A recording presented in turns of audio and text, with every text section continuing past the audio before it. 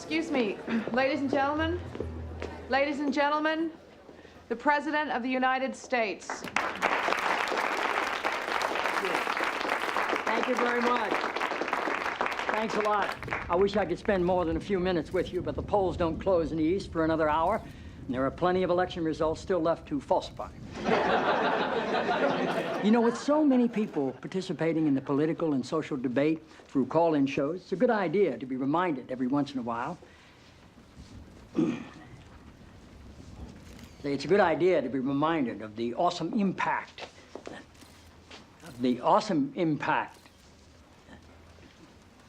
I'm sorry, you're Dr. Jenna Jacobs, right? Yes, sir. It's good to have you here. Thank you. The awesome impact of the airwaves and how that translates into the furthering of our national discussions, but obviously also how it can,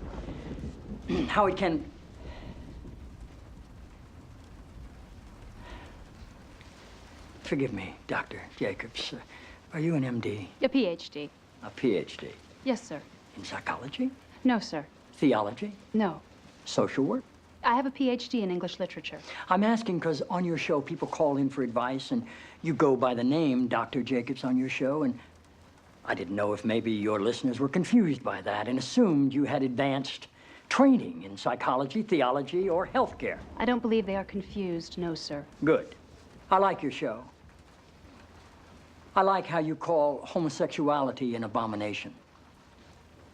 I don't say homosexuality is an abomination, Mr. President. The Bible does. Yes, it does. Leviticus. 18:22. Chapter and verse. I wanted to ask you a couple of questions while I had you here. I'm interested in selling my youngest daughter into slavery, as sanctioned in Exodus 21:7. She's a Georgetown sophomore, speaks fluent Italian, always cleared the table when it was her turn. What would a good price for her be? While thinking about that, can I ask another? My chief of staff, Leo McGarry, insists on working on the Sabbath. Exodus 35:2 clearly says he should be put to death. Am I morally obligated to kill him myself, or is it okay to call the police? Here's one that's really important, because we've got a lot of sports fans in this town. Touching the skin of a dead pig makes one unclean, Leviticus 11:7. If they promise to wear gloves, can the Washington Redskins still play football? Can Notre Dame? Can West Point? Does the whole town really have to be together to stone my brother John for planting different crops side by side? Can I burn my mother in a small family gathering for wearing garments made from two different threads?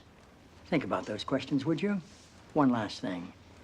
While you may be mistaking this for your monthly meeting of the ignorant tight-ass club, in this building when the president stands, nobody sits.